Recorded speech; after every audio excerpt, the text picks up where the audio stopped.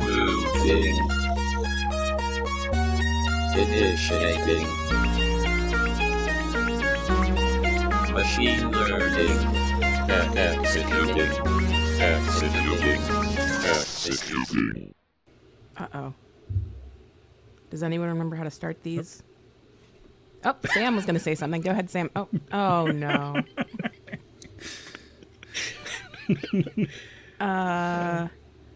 Hey, I mean, I can everyone. do it if you don't want to. Yeah, I go ahead. vaguely remember them. That's... Okay. We'll leave all this in. Always. Hello. Is not Sam introducing this one. It is Jero, because we are doing a machine learning, a pod about the machine from... machine learning, a pod about the machine from Pod Against the Machine, the only podcast with a supplementary podcast with a 26-word title. Ooh, I think it was 24 words. Yeah. It's a number of words. It's a long Oh, dang. number. There's the other two. With several words of titles. So many words. Definitely done one of these newer than last November, and that definitely wasn't the first one we did in like a year before that either. But yeah, we are doing something a little different this week. We're doing a machine learning, and joining me are most of the rest of the cast. Hi. Hello. Hello. See if you can guess who's missing. Hint, our charm has gone down 20%. Yeah. But yep, Zach is putting out some fires, so we are gonna talk about the last bit of book 4. So I think I'll start us off by rolling us into the last machine learning we talked about. We ended off at us finally defeating the brain in a dragon, whose name I definitely remember and don't need Sam to say. Machiavelli. Malqui. Ah, Malqui. Okay, we got there without me saying it. Thank you, Sam, doing an impression of Jeff's voice. But yeah, we had defeated Malqui. That was the kind of last thing that we talked about. So after that, we proceeded to go through a door into another room, at which point Sam immediately threw a second, larger, stronger boss at us. Your thoughts on that, Sam? I really liked that this dungeon was basically just like boss after boss after boss, except that it had Yucathakras in between them, like hundreds and thousands of them, and I didn't really like them. Yeah. For obvious reasons. But I enjoyed the sort of boss gauntlet that you had to go through there. Mm-hmm. Gauntlet, if you will.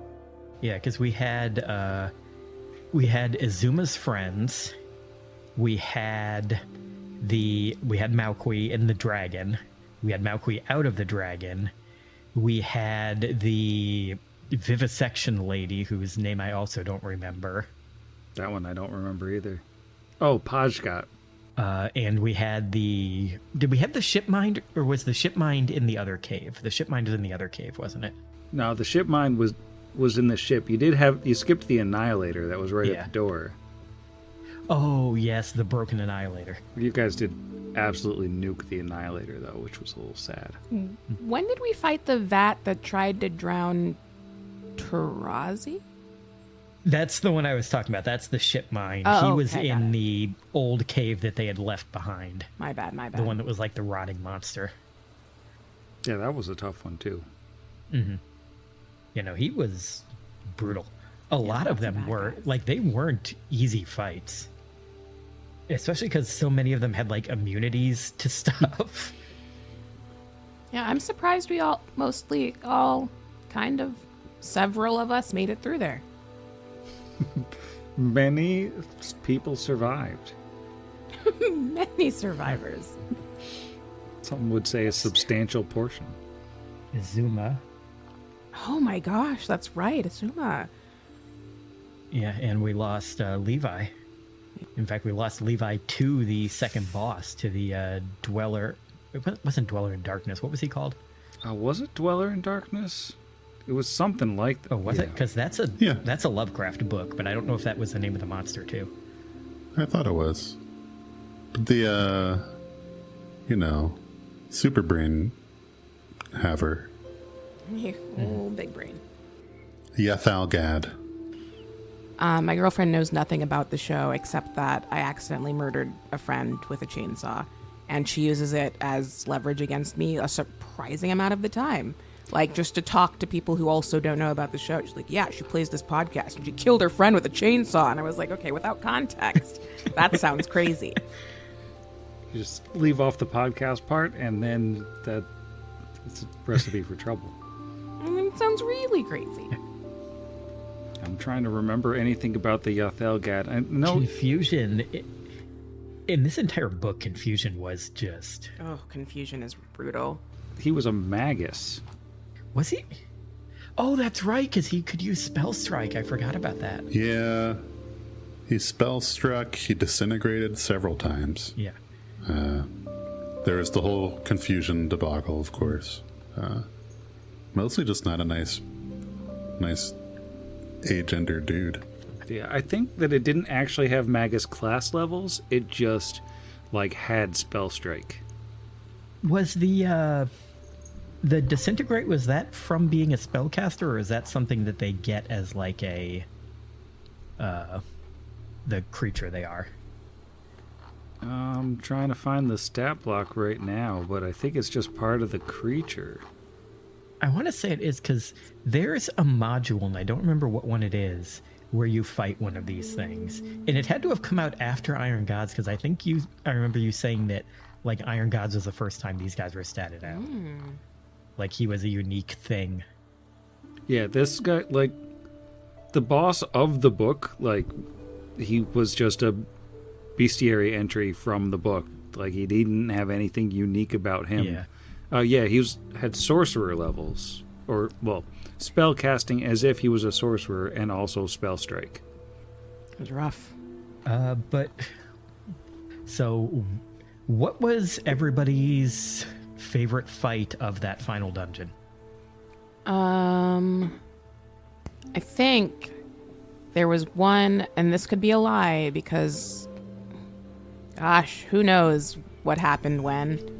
But I was able to use that, what is it, the hook force, hook charge, hook grab. Force hook charge.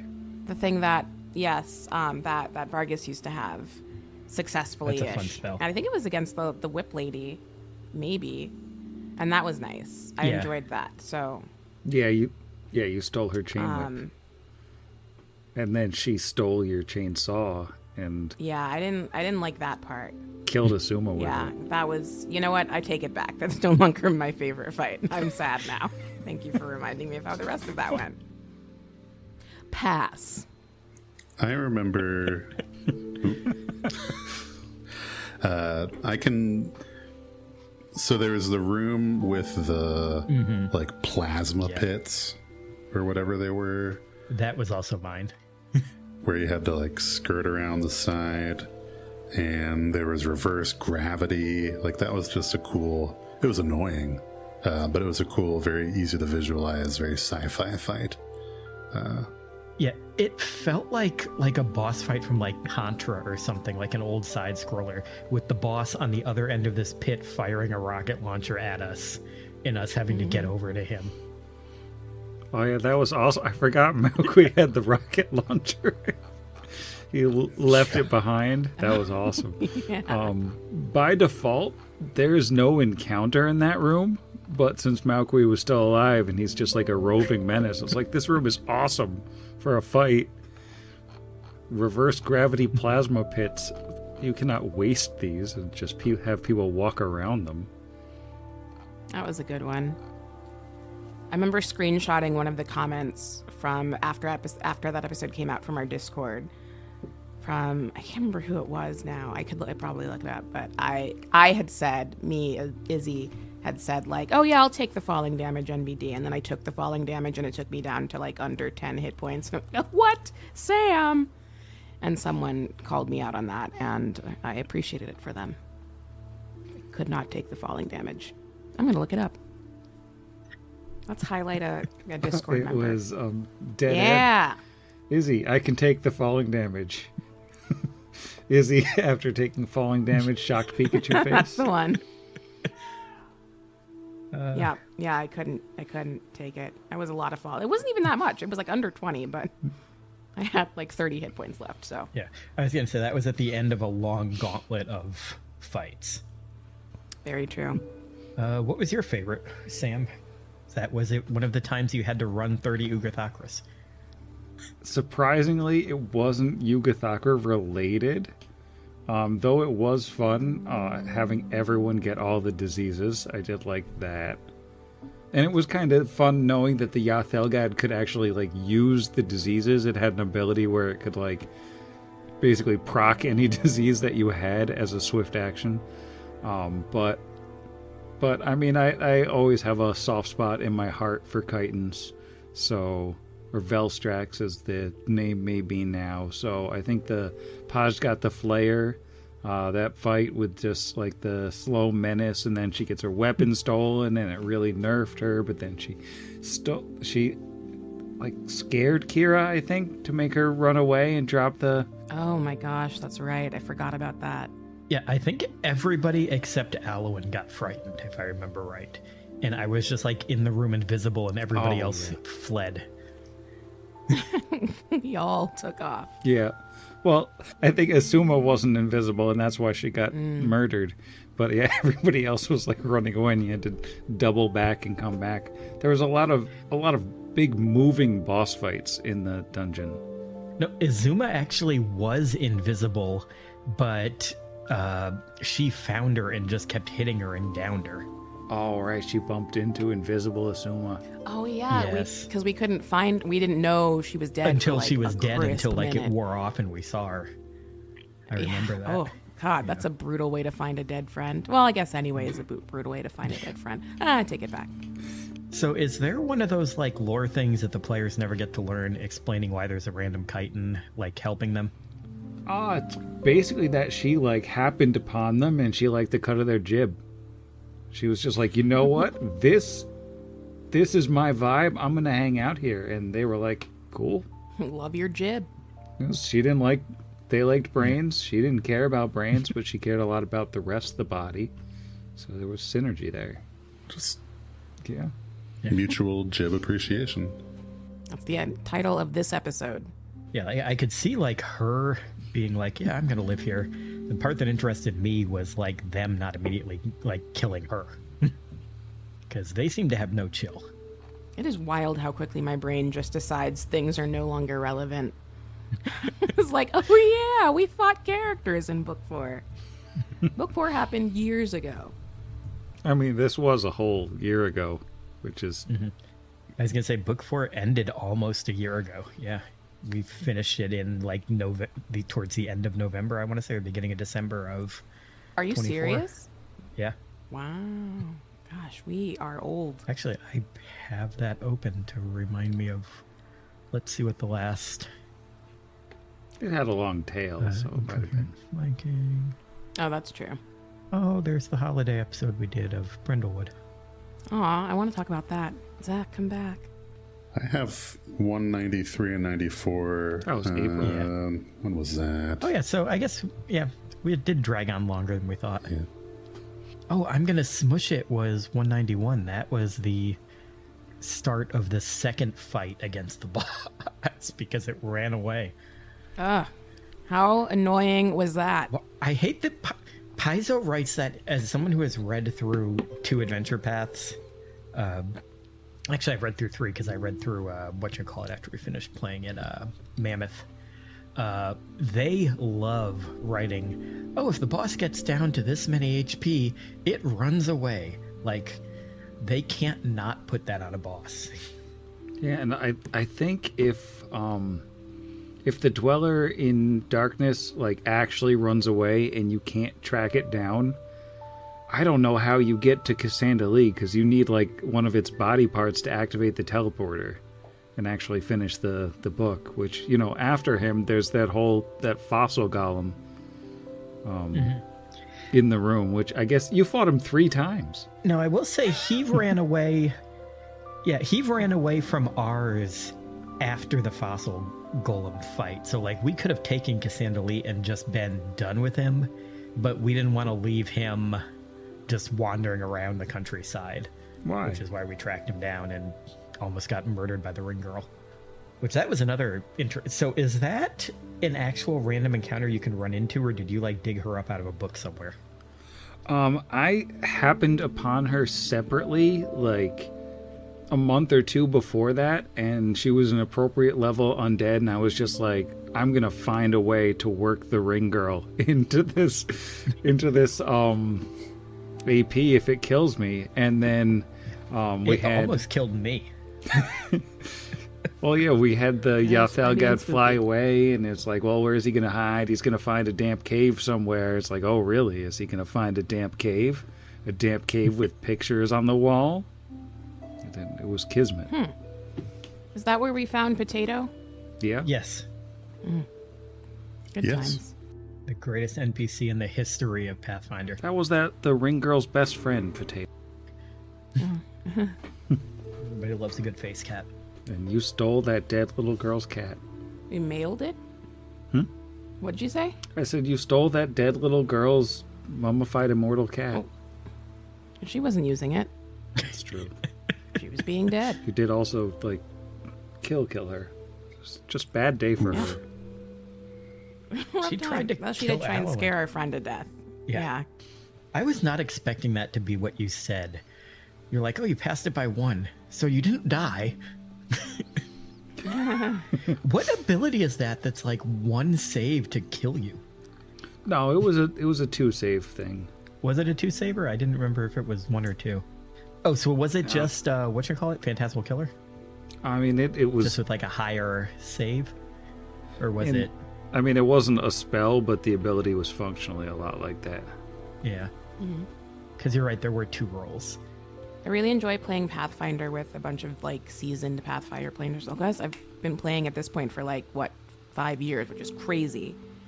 But I can always tell something really bad happened by Zach's face. Like, because there would be spells or like bad guys that you all recognize that I don't, and I'm like, okay, whatever. We're fighting a brain eater. Cool. And then I'll look at Zach, and he'll be like, huh, and I'm like, oh no, this is bad. And then sometimes one of you will post in our secret no Sam chat just a series of curse words, and that sort of backs it up. So that's been my experience in playing Pathfinder. I feel like I should get to see those. No, they're not for you. You know, that's like a special treat for the GM. I was gonna say on your birthday, but we missed it, so now you have to wait. Ah, it's messed up. We have to jump back a whole nother book. But when we first ran into what's-his-face chained up in the bottom of the tower, and we all realized, those of us that play realized it was a worm that walks, like the entire secret chat was just filled with, okay, we're leaving this room. He wasn't that We're not tough. talking to him, we're not looking at him. I mean, by the time we fought him At again, any we were given time. 5 levels higher. We were fine. Yeah, that's true. But Yeah, he didn't have much in the way of offensive capabilities, but worms that walk are nasty on their own. oh, look, it's immune to everything, and it's a 6-level spellcaster. I always assume Kira can survive whatever, which let me knock on some wood now that we're saying this. Not falling damage. And then I get hit by a disintegrate or what was it, harm? Oh, harm was... And then you take 120 of my Yeah. hit points all at once, and I'm like, well, Harm is the damage version of the one that I use now to heal everybody, which is heal, and it just does flat damage, but it doesn't cap until it hits 150. that's And there's like wild. no That's so there's- many points. yeah, of there's damage. no save or But it anything. can't It's kill just you. it's just an attack. Yeah, it can't kill you. It says in its thing that it stops when you're at 1 HP. but Oh. But Well- like, there's no save. It's just an attack, and it can do up to 150 damage. It's a ridiculous spell. Fun fact, that would no longer kill me.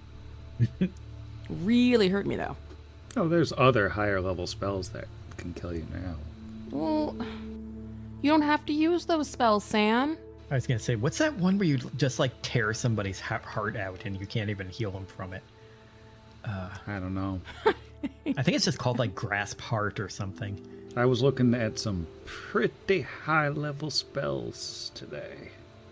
You know, I like looking at like the high level like sorcerer stuff for looking at like Alwyn's level up, and it's never anything I'm gonna take because since he is a sorcerer, he gets like 2 spell slots, so I can't like do like what a wizard can and take like all the really cool ones and then swap them out when I need them. I have to take like the important stuff. But some of the ones, like there's that one where you just like emanate a ring of death around you and it just kills everybody that's under a certain number of hit die automatically. Like there are some really, really impressive ones once you get to like 7, 8, and 9. Trying to think of other things that happened in book 4 aside from the sadness. Some people died in book 3, didn't they? Not everyone died in book 4. Asher No, there were lots of died deaths in book 3. at the tail end of 3. And Brixby and Alwyn both died in 3, but we both came back. Both died in 3. Yeah. Yeah. Okay. All right, book 5. My time is marked. We did Izuma's funeral, and we did Levi's funeral, which were other kind of like little story moments that were real nice. Like just Yeah. not nice like it was a good thing that happened, but nice like they were. Like I feel like they were well done little bits. I enjoyed doing them. Now, you also did. Yeah, Sam, how did you decide to put Azuma down for good? Or were you just tired of playing with us? It just kind of happened. Like, she was in a very dangerous spot, and there was really no way to get her out of it. Like, I didn't choose to end Asuma. I kind of thought that she was going to stick around a little bit longer, but things went very badly in the Flayer fight, and that was the end of her. Oh, I meant because we gave her a chance to come back, yeah? Oh, right. And she was like, no. Oh yeah, we did speak with Dead and asked if she wanted to be revived. Which I think that made sense that she didn't want to. We had think so, killed too. the brain, so that was what she wanted to do. We put her friends to rest. Like, she really didn't have anything else to do. She was also like 9,000 years old, so everybody she knew was gone. Did forget the 9,000 years old. Yeah, her home planet was light years away, and millennia ago she was she had a tough run. I don't think she was super interested in coming back to a world where like she only knew the group of you and wasn't going to go with you to civilization or anything. It would have been interesting, like, if she had lived, because there are like Kasatha bands in Numeria, because I've looked at it for like some backup characters I've made that are like descendants of other people that were like Azuma that got like dragged away to here. Like, it'd be interesting like seeing how she would interact with like people that were like descended from her, but literally like, is it 9,000? How long ago was Rain of Stars? Was it, or was it 9,000 Earthfall years. that was 9,000? Was Rain of Stars It's that long ago? 1,000 years after Earthfall. Okay, so that was 8,000 years ago then. But I mean, that's still like ridiculous. Like, that's almost twice as long ago as when the pyramids were built. It's like nonsense time, yeah. Yeah. Like, imagine like running into it's like freaking Planet of the Apes, like running into humans that long after you last saw anybody, and also on another planet. Spoilers. Only spoiler for the book. The movie changed it to be stupid. First time a movie's done that. Historic. The only movie. Spoiler alert for a book that was Wow. written in like 1950. It's not Earth in the book. All right, so we are gonna have a little quick intermission, and then we'll pop back in to answer some questions. So see everybody in just a bit. They say that the sun never sets on Queen Victoria's empire, but the same isn't true of the city at its heart. As night falls over London, murderers, monsters, and much worse stalk its cobblestone streets. When Scotland Yard fails to protect the innocent, the residents of Hargrave House step in. A cursed American on the run from his past. People die every day here, Douglas. A free-spirited Selkie torn between land and sea. I cannot say that I have made the right choices. And a immortal beauty hiding a twisted reflection, What a marvel to be aging in reverse. and a troubled sorcerer stalked by dark entities. For me, night holds no comfort nor terror. Can these extraordinary individuals save the Sceptered Isle, or will they succumb to their own darkness and become little more than the monsters they once hunted? Join us as Kitten Marlowe presents Shadows in the Smoke, a gothic horror actual play series, available at Kitten Marlowe wherever you listen to podcasts. Gather round, everybody. Some stories are just best told around the warmth of a campfire. This one's about the Skywaymen, and how these three knuckleheads changed our cursed world's fate forever. It's a story about knights, old folk songs, and, if I tell it right, it's mostly about love. Shrimp and Crits Dania is the second season of our actual play podcast with a southern twist. Join the Skywaymen, Cell, Cord, and Gree on an adventure to find lost loved ones. I know the big lug's out there, somewhere. Are you worried? Nah. Unravel the mysteries of the stars. There's just so much nothing out there, and, well, I wanted to see a little bit of something. And to discover purpose beyond our birthrights. I don't want to be a builder. I want to see the world. Shrimp and Crits Dania is an actual play podcast with a southern twist, and it's streaming everywhere bi-weekly on Mondays.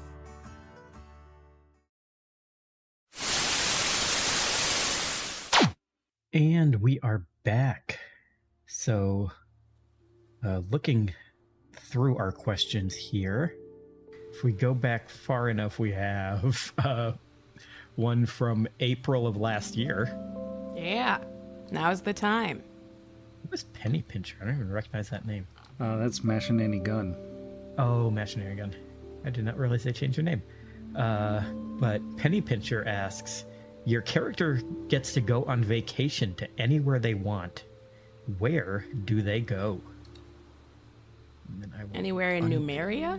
It just says anywhere, so... Anywhere, I guess, yeah, it just says anywhere, okay. Yeah. I guess, you know what, I'll do an adjustment to it. I'll say first will be anywhere within the Pathfinder world, and second is just anywhere. So 2 answers. Let's see. I don't know. I can't say that yet. So, say Kira would go. Gosh, I don't know enough about Numeria to answer this question. Do y'all have beaches? Do you guys have beaches in Numeria or no? It seems like somewhere in Galarian. That I'm sure there. I was gonna say Numeria wouldn't, but some of the other surrounding countries have beaches because they're on the sea. Okay. Pathfinder world. So yeah, Kira would take her dead best friend and go to a beach. Not her dead best friend, her alive best friend in an ideal world, and go to the beach. And I guess they would like play volleyball and eat sandwiches. And then in the real world, I don't want to support like capitalism and consumerism, but Disneyland. As someone who just spent a week at Disney World. I'm wearing a Disney World shirt right now. But I'm not supporting crap because they're hemorrhaging money, so the Florida resident passes are super cheap. Oh, that's so nice. Yeah, Disneyland / the beach. Yeah, how about Jeff for Tarazi?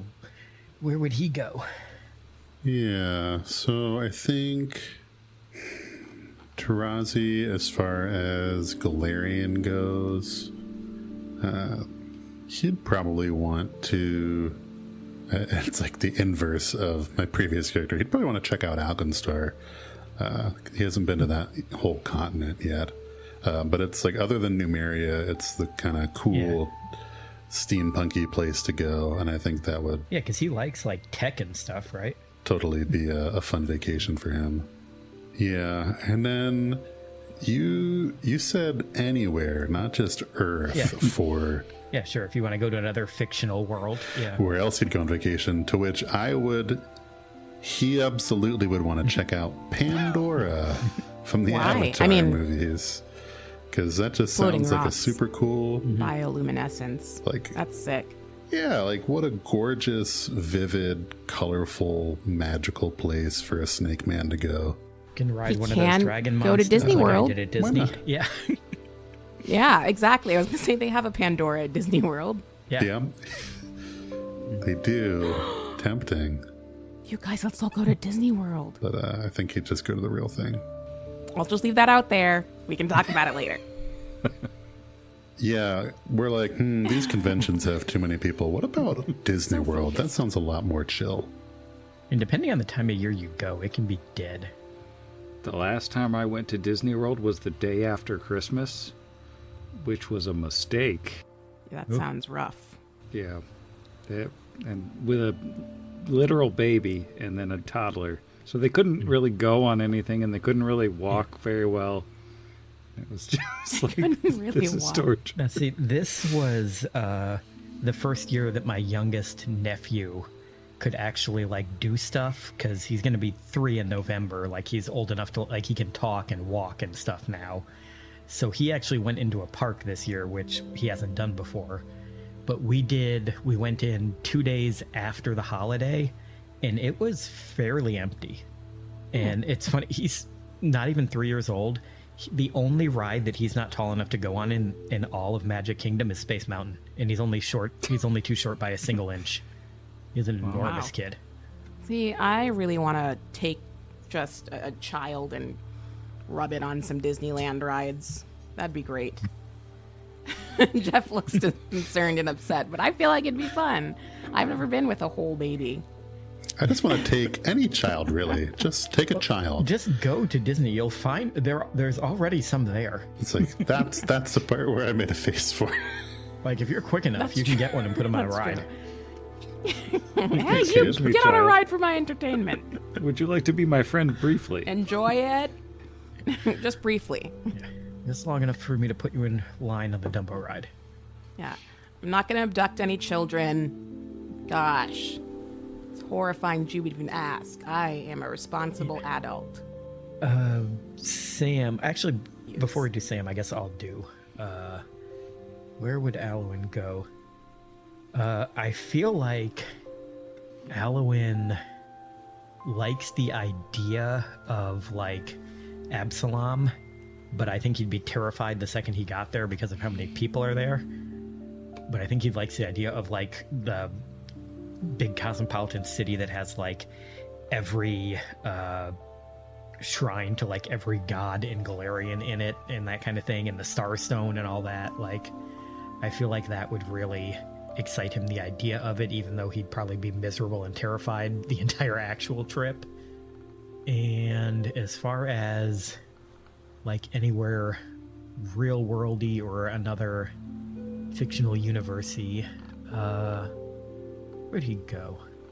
He would probably go into, like, some Disney movie with, like, talking animals, like Zootopia or something, and, like, visit that. And Sam, with that giraffe that's like Shakira. Yeah.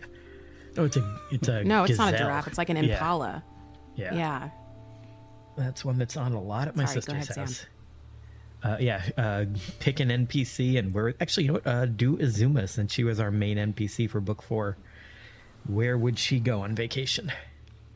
Well, she didn't know a lot of Galarian, I don't think, but I think she would be drawn to some of the more deserty places if she knew about them. So something like Assyrian, you know, something that's just like more like home, out where it's not a wasteland of mutant creatures, but rather, you know, a wasteland of desertiness. Is there like a Galarian version of Australia? Because the Kasathas always remind me of, like, and I actually wanted to do it for when I was trying to come up with the language, but I found out you can't find. There's like 30 different Australian Aborigine languages, but none of them are, like, written down where you can do translations online because they're all so rare. But their civilization, the way they're described, the ones on Galarian at least, always reminded me kind of like the Australian Aborigines, in that they're in, like, these small bands. They stick to the deserty areas. They send them off on their own to do, like, the walks through the wild type thing. So I'd say, like, if there's an area of Galarian, like, sort of like how Assyrian is their version of, like, Egypt, if there's an area that's very Outback-esque, I feel like she would like that. I think that the Galarian equivalent of Australia, like, short answer is usually Cyrison, but that's also, like, murder continent that they haven't made any content for. That just, the idea is if you go there, you die because there's horrible monsters. In the Tian Sha World Guide, there, I think there was some, like, Australian Aborigines-inspired stuff in the, like, southern reaches of Tian Sha. I didn't really dive into it too closely, but I think there is some more of that and some of the, like, archipelagos, you know, leading down to Australia. Like, more of that culture is involved in some of the lore there. Yeah, like, I feel like that would feel more normal to her than a lot of other areas in Galarian. Where is Tarazi from? I want to say it's like Starscream or Zenith or something. No, I mean Tian Sha, but specifically Nagajor. I was going to say... There's no good way to say that. I'm not going to say it. Starscream. Starscream. Cybertron. Isn't it? There's something, the star of... There's something that you all talk about that has a star. There's the Starstone. No. Maybe it's not a star. Maybe it's... Alkenstar? Oh, yeah, that's it. Yeah. Yeah, Is that not a Alkenstar is place? where Asher was from. Right? Oh, my bad. I thought he was from, like, the Mana Wastes. No, he was, I mean, he spent some time there, but he was from Gibbs Rest. Oh, that's right. He was from Gibbs Rest, which is close to... Small town. It's in that same vicinity. Okay, so Alkenstar, not Starscream. My bad. Gibbs Rest is actually a really cool... to talk a little bit about Pathfinder lore, just because Izzy probably hasn't heard this.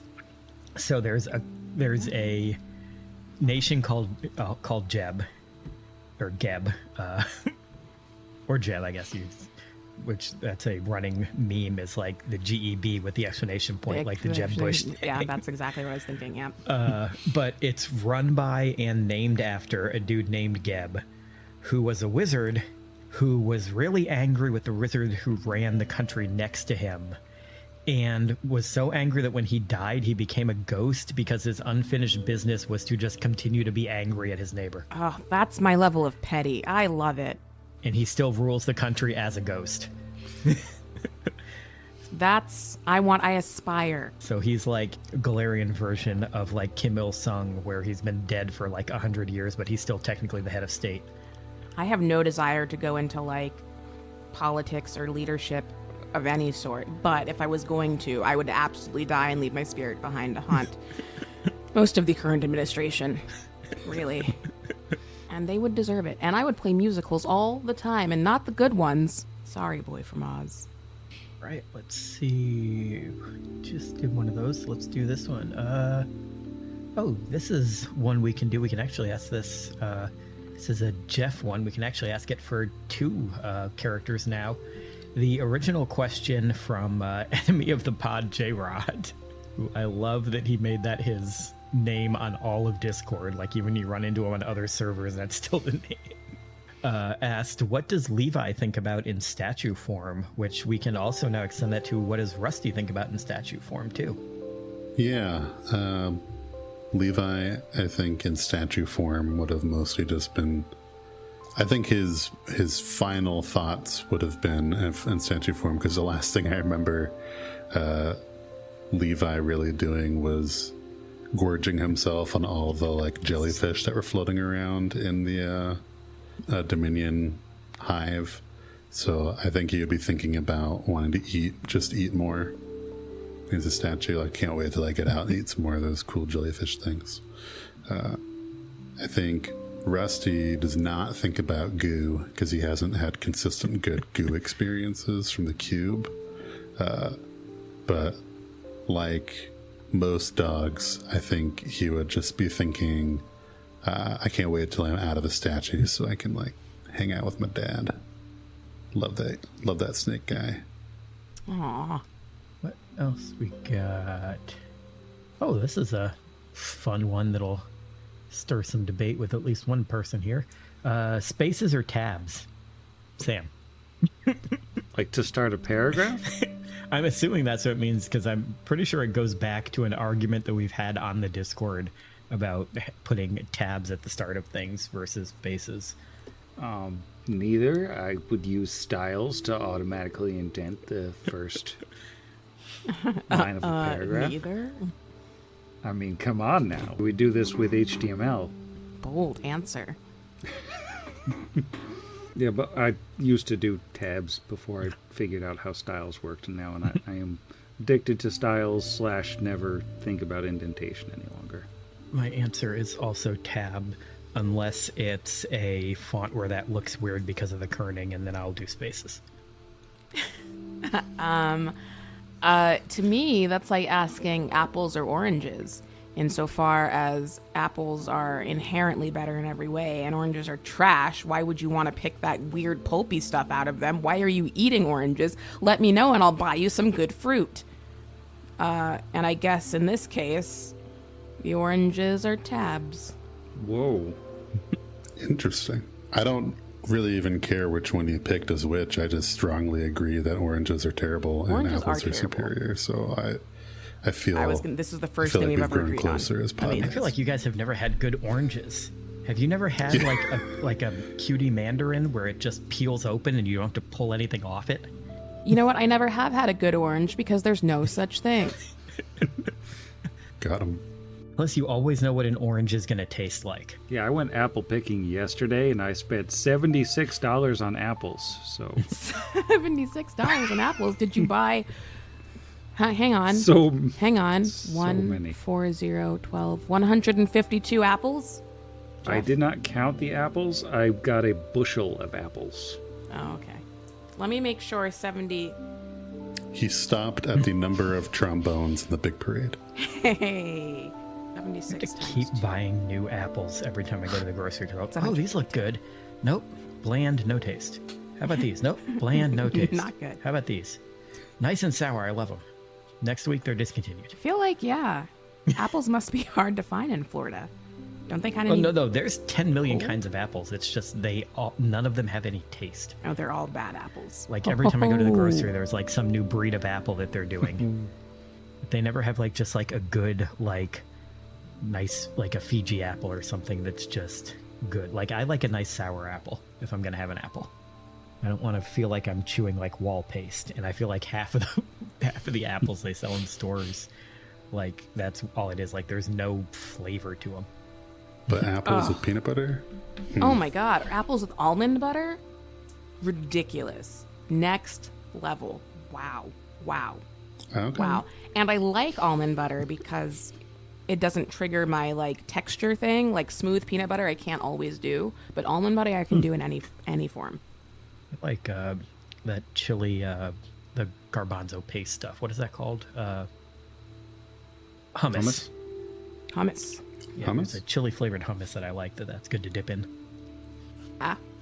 Apples? Yeah, no, apples are good for it. I Apples also and like hummus? dipping celery. I like dipping carrots in them. You can dip anything in hummus. Oh yeah, for sure. It's true. Now I want hummus. You could even dip chickpeas in hummus. Get the double hummus. Why not? Who's going to stop you? It's like the Not mother me. child breakfast of hummus. I was gonna say it's like eating chicken and eggs. Yeah, well, that's the mother child breakfast. There you go. Yeah, I just wanted to really double down on that. Thank you for allowing me the space to do so. It's like eating an apple and a smaller apple. It's like dunking an apple in apple juice. Or applesauce. It's like having oats in oat milk. It's like using oat milk in your oatmeal. You guys ever do that? 10,000 spoons and all you need is a knife. Okay, this is a fun one, I think, to end it on. Bellandora, if you could give yourselves any self-appointed titles, what would they be? Now, I don't know if that means us as people or our characters. Awesome. Because I was going to say, I think I'm still unofficially on Twitter, which I haven't been on in months now, CEO of Glitter. But really, I think for anyone who knows me IRL, that doesn't actually fit that well. Like, I'm not CEO of Glitter, but Kira absolutely is. So Kira can have CEO of Glitter, and I will take CEO of Sleeping In. Rest is important. I think I've said before that if we could have titles in the company other than just all being co-owner, mine would absolutely be the executive junior vice president of, what was it, unnecessarily compartmentalized departmental titles. I think, it's too... I can't talk about what Tarazi's title would be today if you were to ask him. But I'm trying to think, like, end of book 4, beginning of book 5, what would his title... What title would he have picked? I don't think he has executive aspirations. So it'd probably be something like Mr. Tarazi. Mr. Tarazi. Mr. Tarazi Vadaz. Thank you. And me, Jeff, my title, maybe I could fight Sam and Zach for CIO. Although Sam's probably more the CEO. Maybe Zach could be the COO and I'd be the CIO. He's not here to fight me for it. So I think He's I win. fighting fires. Having met Zach IRL, that's the only way I could fight Zach and win is if he was not present. Well, over the course of my long and illustrious career in IT, I've given myself several fake titles. Only been chastised for a couple of them. One time I added to my signature, it was like Sam, administrator of several systems, with the first letter of each word capitalized. I did get told to remove that pretty quickly. Then later on, when my manager worked in a different state and I rarely had contact with him, I made my title, I believe I called myself Sabertron, and I had like a photoshopped mashup of like the Tick that I had drawn blonde hair on and then put it on like the Megazord's body, but I made it the colors of the Windows logo. That lasted like a couple weeks before they were like, this is unprofessional and you should stop. When I worked at McDonald's, I declared myself crew chief, and no one ever challenged me on it. And I took a green hat, and I gave myself a green hat, and they just let it go. So, I'm living the dream with all my fake titles. Never did it at a job, but when I was in RTC, your final year when you're like a senior, they put you, if you're not like a complete mess, which I just barely wasn't, they put you in staff class and you get put in charge of like actually running the program so that the instructors don't have to do it. And there was a letterhead we had to use for when we printed out stuff, because we actually had to do things like we had to communicate with the other schools, we had to grade like the other students' papers, the younger grades, and all kinds of stuff. Like, you literally, like, the staff class lived up to its name. You were basically running the program. And I used Photoshop to create my own letterhead different than the one we were supposed to use, that had the Michael Whalen Crimson King eye on it, and had like my name and the CS4 staff logistics officer thing on it instead of like the generic stuff that we were supposed to have. And no one ever said anything. Like, that was cool. Do we have time for one more fun question? Are there any fun questions left? I guess we can. Yeah, what are we at? Are they all intense? I figured that would be the last one, but we're not quite at that. Oh, sorry. Never mind. Cut that out. My bad. You did say it was going to be the last one. Oh, we're not quite at an hour. Yeah, but we can do one more. We got a little bit of time. Let's see who haven't we answered one from. Have one from Jonathan Bonathan Jovic. Who's that?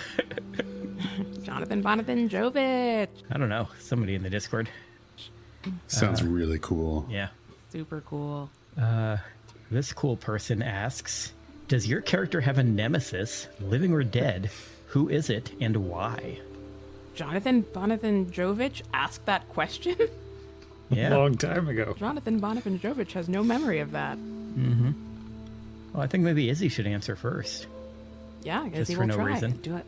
I mean, there must have been a reason this person asked this question. I wish this person had left themselves notes. A nemesis. I mean, I feel like Kira gets a new nemesis anytime she decides she doesn't like someone. Yeah, her current nemesis is just some random guard who was trying to be nice to her. Was he trying to be nice, though? Was he being nice? Oh, no, the other one was a jerk. There were two of them, and you kept being mean to the one that was being nice to you, not the one that was being mean. Oh, fair. Okay, that does sound like something Kira would do. Nemesis. Yeah, I'm thinking there's like someone right there who I know irritates Kira a lot and isn't dead, and I can't think of who they are. So I'm just gonna say the newspaper guy from Yadenve, right? Hosket. Oh, yeah, Hosket, yeah. We'll say that for now, and then if someone else comes up with a better answer or I remember, I'll circle back in. But yeah, that guy's a jerk. Ooh. Drazi's is easy. Osmond Zydo definitely wants to take the league down. He's not as like furiously filled with revengeance, but he would still very much still like to dissolve the league. Poor league. They're just trying to do their jobs. Their evil, evil jobs. Technically. Hey, I liked that. I feel like the closest thing Alwyn would have to one, he really did not like, what's his face? Ghost Wizard. Furcus Shroud. He really, really did not like him. But I feel like the closest thing he would have to an actual, what the heck is this guy's name again? The core pantheon would be Razmir. Just because there's some stuff in his backstory involving just that guy being a massive, enormous phallus for like decades in the Inner Sea region, and it being not very good for people that live near him. So I think he would probably be like the number one, and as far as like people that have actually showed up in this campaign, it would definitely be Zhaud. Just because Shroud killed Alwyn the one time. And he killed Brixby. You kill a guy one time. You kill a guy, you kill his friend. And he was poisoning the forest. Yeah. Did that. He really did not like him poisoning the forest. He didn't like him poisoning the moth and all that stuff. He didn't like him hanging on after death was a big one. Like, he just really did not like that guy. And Sam, who is your nemesis? My personal nemesis? Or... Why is it all of us? I don't have a specific nemesis in line in real life, and I feel like most of the character answers would be spoilers. I mean, Connor Bain's nemesis would be Gartone. That's a non-spoilery one. I can't say who. Azuma would be Malqui. Yeah, Malqui was a pleasant guy. He didn't have any enemies. No, I said Azuma's would be Malqui. Yeah, Azuma's was definitely Malqui. She wasn't a fan. I don't know who Osmond's would be, or if the Shade even has any enemies. I mean, she seems pretty chill. I think she's popular. She's a popular lady. Yeah. Vargas is really mad at Kevath Cool right now for being a whiny little drug addict. I mean, that makes sense. He did also knock Vargas out and throw him in a prison.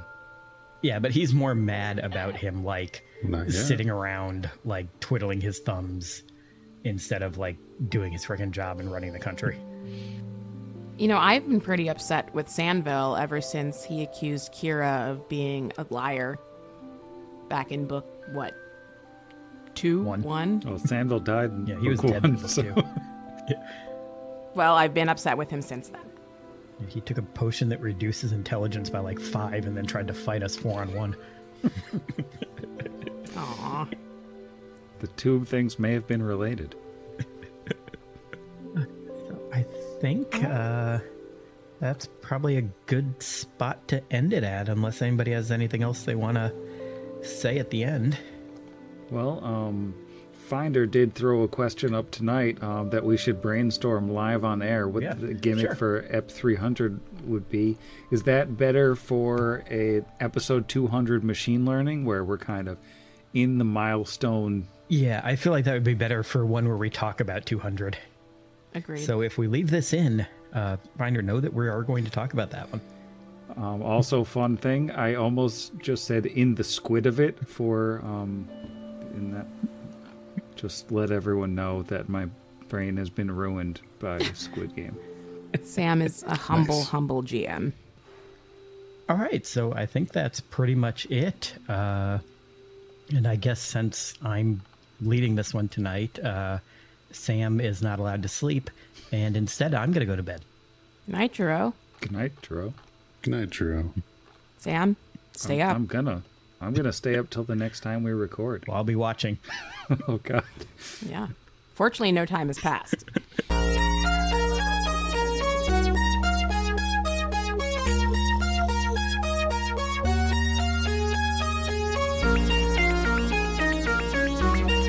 Machine learning. Kill command received. Terminating.